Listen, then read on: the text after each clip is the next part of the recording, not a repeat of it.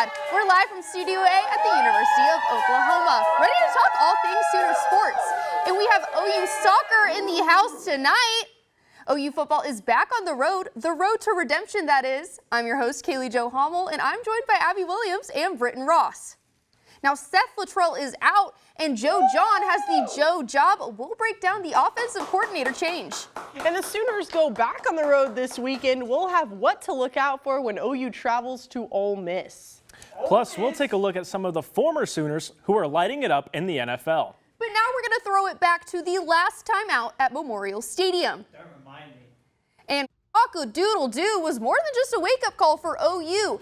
This first drive of the game, Michael Hawkins Jr. throws the ball into who? A very wide open Gamecock. Rocket Sanders lives up to his nickname and secures the 3-yard run needed for the South Carolina touchdown. Right afterwards, it's now 14-0 USC, still the first quarter, and this isn't a replay. Hawkins Jr. throws another pick, this time a pick six. The Sooners down 29 points in the third quarter when Jackson Arnold, yes, you heard me right, he's going to be the one who throws the only Oklahoma touchdown of the game. Here he is right here to Brennan Thompson. He catches it for the 54-yard touchdown.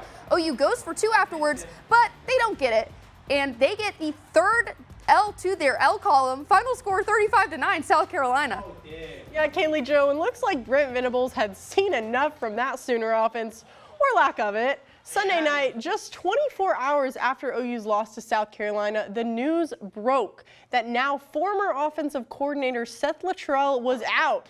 Britton, we were both in that press conference room Saturday. Luttrell's body language said it all. When things are great, better humble yourself. And at the end of the day, it can go sideways real quick. But again, coaching's challenging. When you're having success or not, you know it's just right around the corner. Now, there are a few different names that the media and the fans are speculating as a possible replacement.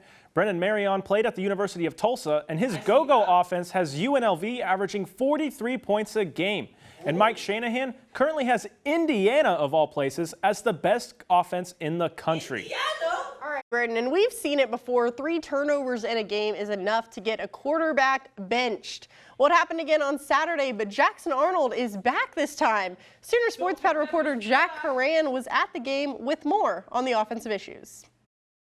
And Shane Beamer's return to Norman on Saturday, his team showed up in a big way. South Carolina had the same amount of sacks as OU had total points, which was 9. The first 3 possessions for OU resulted in turnovers, with 2 of those turnovers going back to the house. Head coach Brent Venables knows this trend cannot continue if they want to compete in the SEC. What we put out there today as a football team is nothing remotely close to the standard here at the University of Oklahoma. Certainly not what we planned for today. And my job as the head coach is to evaluate everything and figure it out and find a way to put us in a better position to be successful. And incredibly proud of the fight in our players. And as we know, nothing influences and impacts a game like turnovers. Probably the hardest few weeks of my life. A lot of soul searching, a lot of diving into what I really care about, what I really care for. Leaned heavily in my relationships, family, friends, God, all the above, and just, like I said, it was the hardest couple weeks of my life, but it's character building.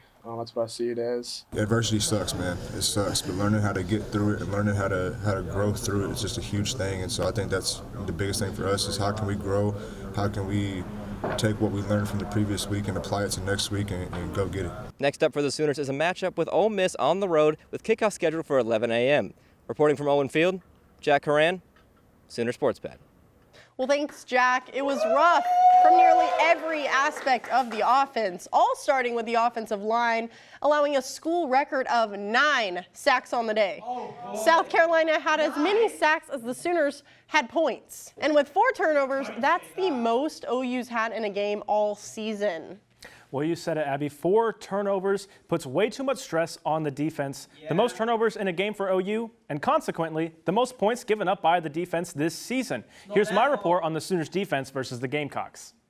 The Oklahoma defense did their part to get a win versus South Carolina on Saturday, but they were constantly set up for failure by the OU offense with 4 turnovers and 4 more turnovers on downs. And Brent Venables knows that that's a recipe for failure. Nothing influences and impacts a game like turnovers, and you lost a turnover margin, which we've the last 2 weeks we've lost it. And in the first 5 games of the season, we were one of the best in college football, and won as a result. But in my mind, we didn't do our part to set them up for success, and that's on us. That's on me, and I feel that way from our guys. Man, we got to do a great job of setting them up for success too. When it's a team game, and everything we do is a part of that. And so for us, there's a lot of things we can do better on our side of the ball to just continue to improve and have a chance to win. And playing to a standard. It doesn't matter everything else. At the end of the day, we play to a standard every time we take the field. Oh, it's definitely harder. I mean, that's just how it is. I mean, leadership's easy when you're undefeated and everything's going your way. Now it's a time where, some guys are going to, it's just naturally, you're going to have doubt. You're going to have just they're going to listen to outside noise. And now is when it's really tough. And I think we have a lot of guys that are stepping up and just doing what needs to be done. The road only gets harder for the Sooners as now they have to go face a top 5 offense at Ole Miss on Saturday. Reporting from Owen Field, Britton Ross, Sooner Sports Pad. This is the first game this year where Zach Alley's squad didn't force a single turnover. After leading the nation in turnovers forced, it only took 2 weeks for the Sooners to drop all the way down to 38th in turnover margin. Yes, this defense is great, but they can't be on the field as much as they are. The offense has to help them out a bit. OU heads to the SIP for the first time ever, and does the road to redemption happen on the road? We'll talk playing like a champion in the Walk of Champions up next. OU and Ole Miss have only met once for the last football game of the 20th century, a 27-25 Oklahoma loss in the 1999 Independence Bowl.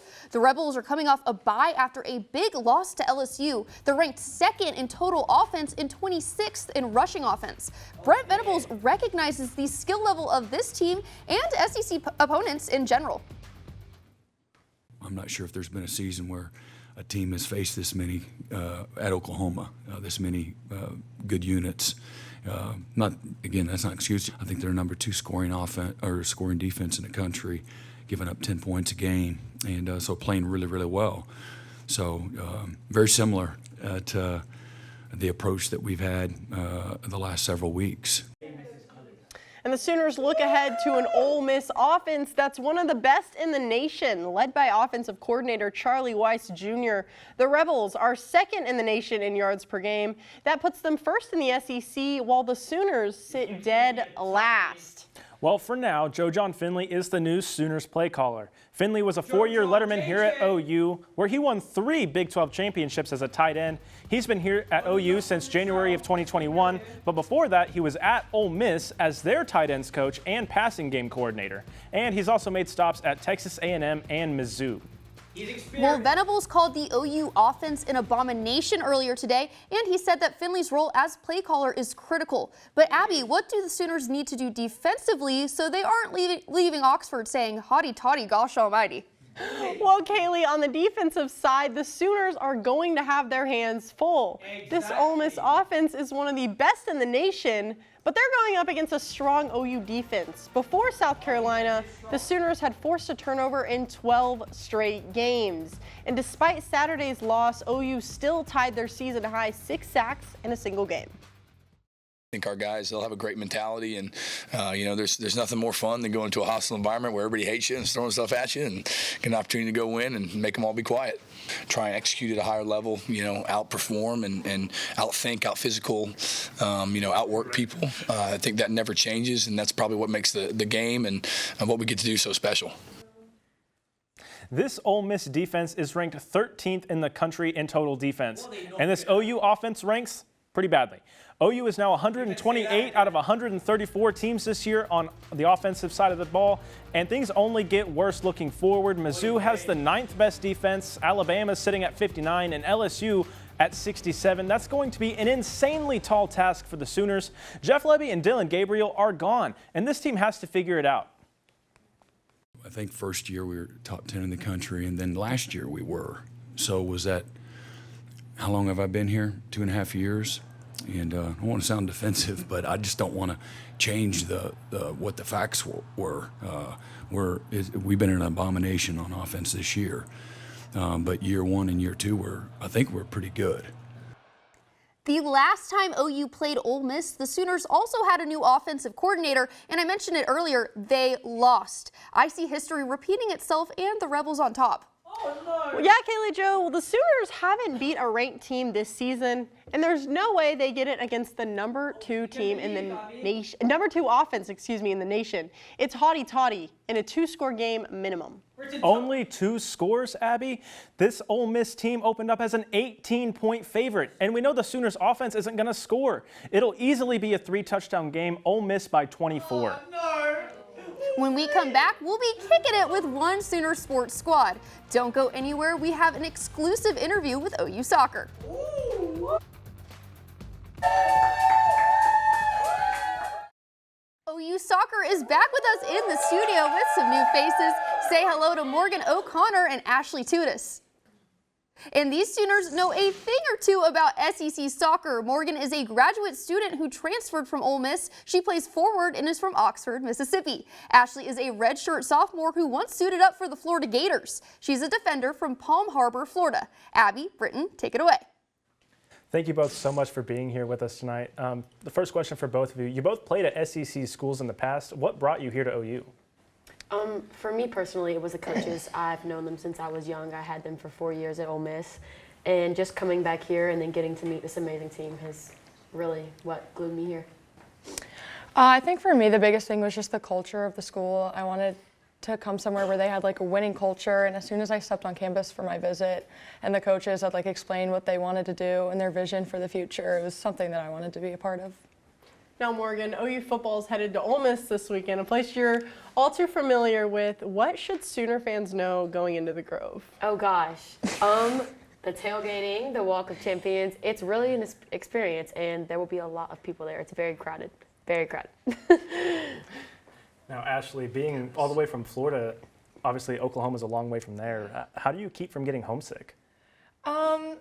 I think the team does a really good job of being there for each other. We have a super diverse team of girls from everywhere and all ages, and some have been here forever and some have come in and transferred like me and are only here for a year. And we all just kind of, we hang out. We all live like a block away. Like we can walk to each other's houses. We have dinners. So I think just having my teammates around helps a lot.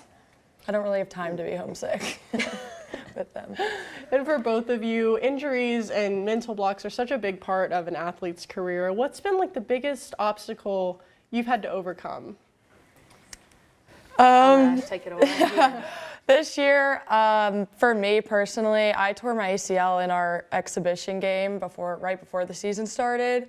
So that's been super challenging. Obviously, I came in with big hopes and aspirations for this year, and I think not being able to live those out and adjusting to a different role on the team than I hoped has been challenging, but just showing up to practice every day, watching them work hard motivates me to do the same, so yeah.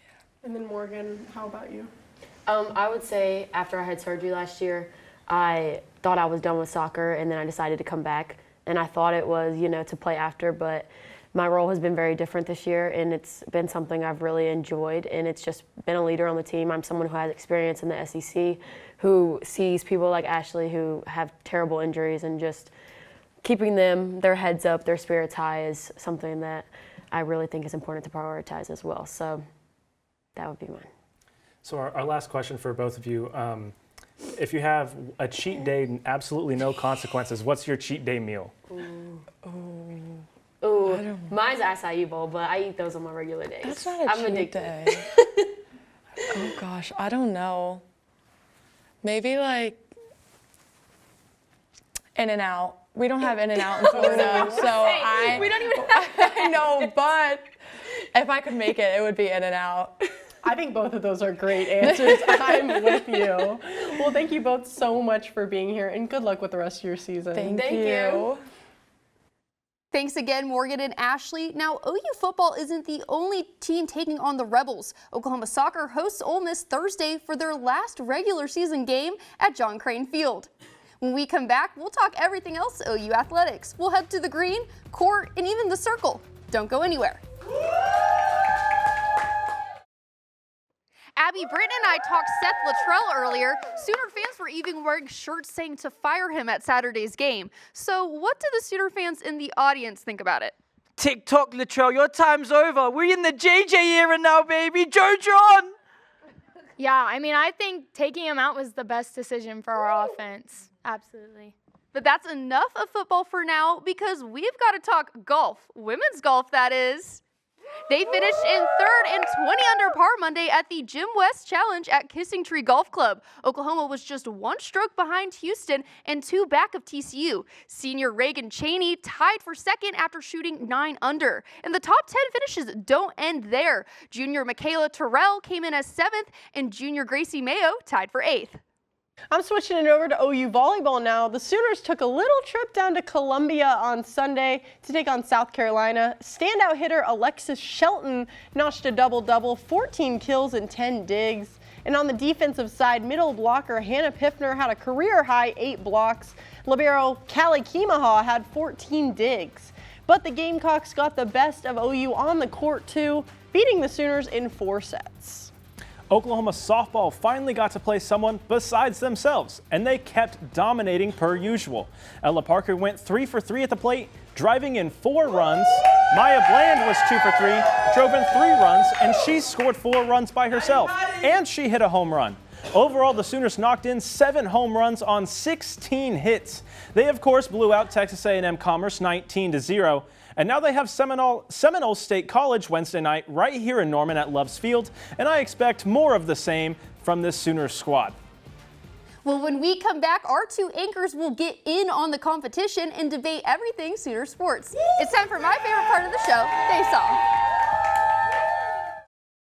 It's time for Face Off. Our 2 anchors will go head-to-head debating all things Sooner sports. And our in-studio audience will choose a winner. Abby is currently in the lead, so let's see if Britton can tie it up tonight. And when it comes to most valuable play caller, it definitely was not former OC Seth Luttrell. But Abby, when it comes to most valuable player, who do you think it was against South Carolina?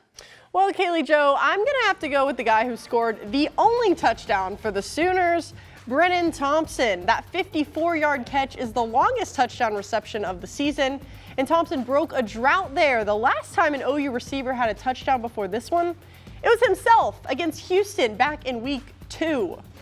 Well, I'm going to go with the walk-on that led the team in both receptions and receiving yards.